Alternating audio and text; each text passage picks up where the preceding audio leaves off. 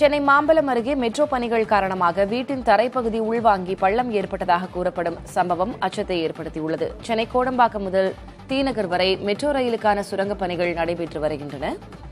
இந்த நிலையில் லாலா தோட்டம் 2வது தெருவில் உள்ள வீட்டின் தரைப்பகுதி உள்வாங்கி பெரிய பள்ளம் ஏற்பட்டுள்ளது. அப்போது வீட்டில் யாரும் இல்லாததால் நல்வாய்ப்பாக பெரிய அசம்பாவிதம் தவிர்க்கப்பட்டுள்ளது.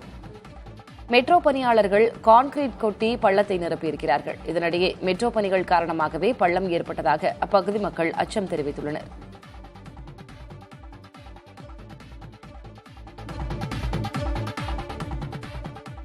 நம்ம வீடே 150 ஸ்கொயர் ஃபீட் தான். இப்போ ஒரு 10க்கு 10 உள்ள போயிடுச்சு புஷ்குன்னு. நல்ல வேலை அங்கே ஆள் யாருமே கிடையாது. இப்போ எனக்கு 2 குழந்தைங்க இருக்காங்க, இவருக்கு 2 குழந்தைங்க இருக்காங்க. பக்கத்து வீட்டில் எல்லாம் குழந்தை குட்டியோட தான் அங்கெல்லாம் இருக்கும். எல்லாருமே 150 ஸ்கொயர் ஃபீட் வீட்டில் தான் வாழ்ந்துன்னு இருக்கும். இது இன்னும் உள்ளே போயிடுச்சுன்னா என்ன பண்ணுறது? அரசாங்கமோ இல்லை எல்என்டியோ மெட்ரோவோ எல்லாம் ஏதோ ஒரு கொடுப்பாங்க.